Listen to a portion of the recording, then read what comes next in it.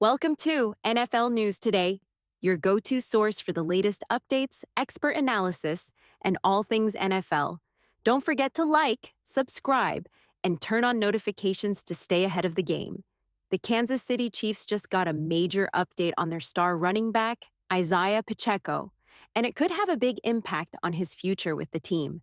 According to a report from Tony Pauline, the Chiefs are not planning to offer Pacheco a contract extension until the season starts, and only if he proves he's fully recovered and back to his best form. This news is huge because, as a former seventh-round draft pick, Pacheco doesn't have the luxury of a fifth-year option.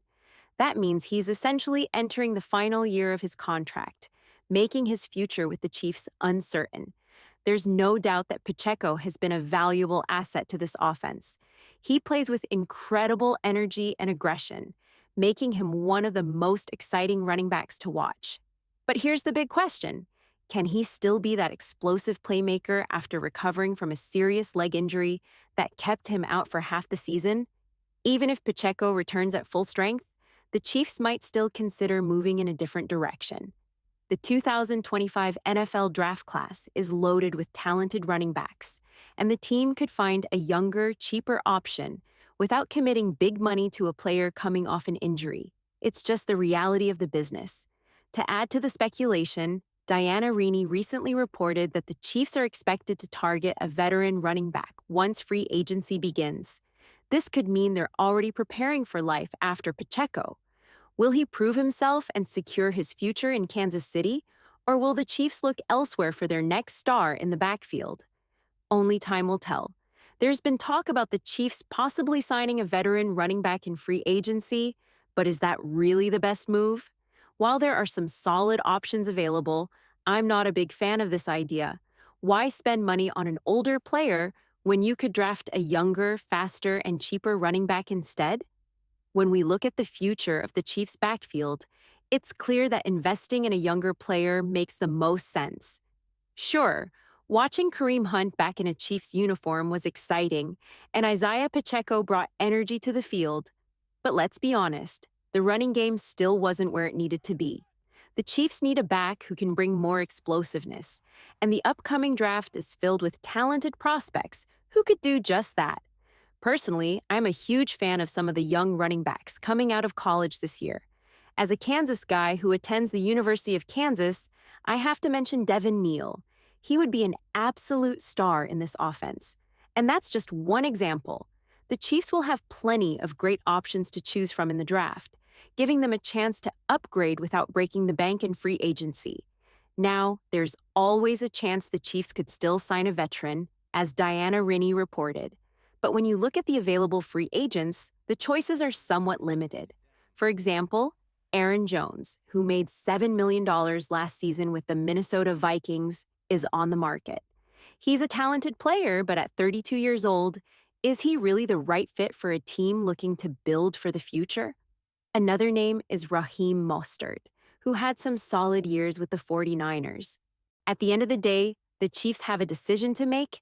Do they take a chance on a veteran, or do they look to the draft for fresh talent? With such a deep running back class this year, the smarter move might just be finding the next young star rather than paying for an aging one. Looking at the available free agent running backs, there aren't many great options for the Chiefs. Some names stand out, but most come with concerns. For example, Miami's Raheem Mostert is already 32, almost 33.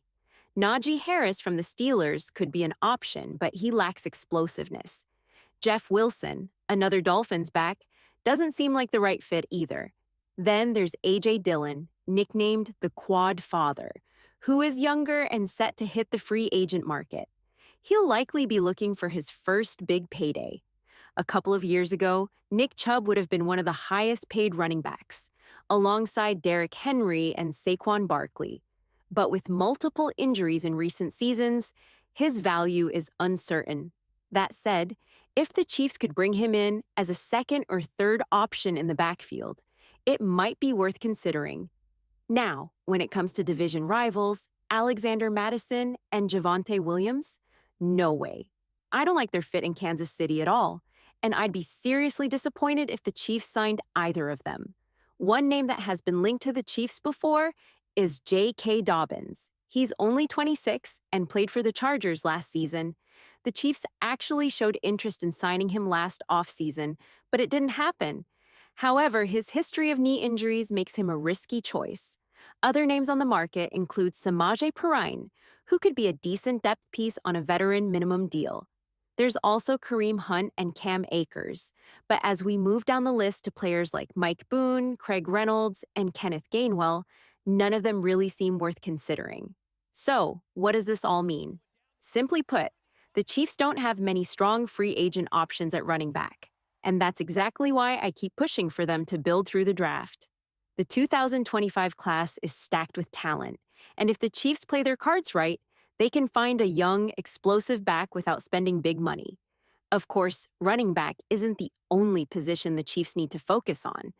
They'll also need to look at offensive tackle, probably even targeting a left tackle in the first round.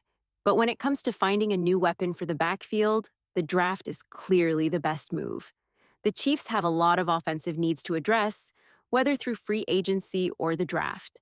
They could use a new running back, possibly a wide receiver, and maybe even more help on the offensive line.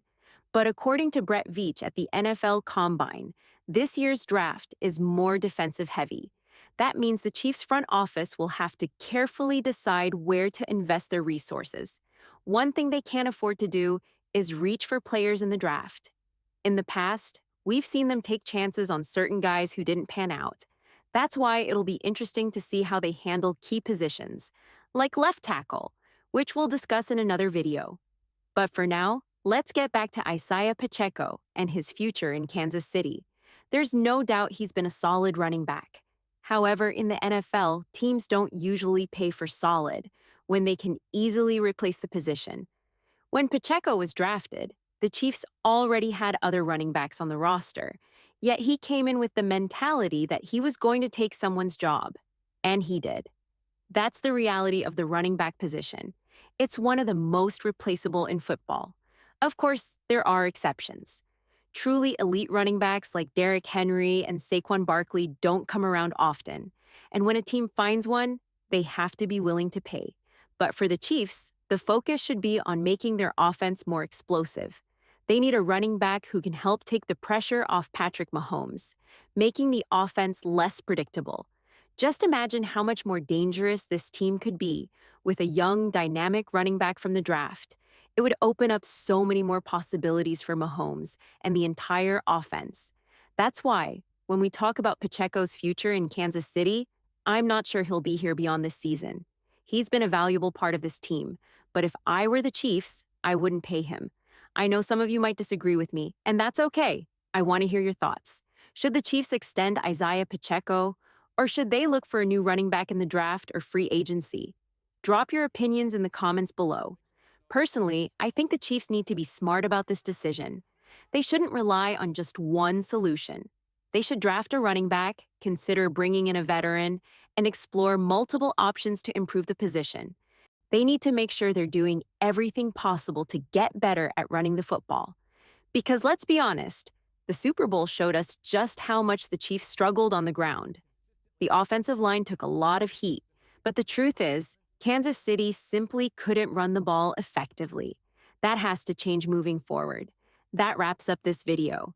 If you enjoyed it, don't forget to hit that like button and subscribe for more of the best daily Chiefs content. Thanks for watching.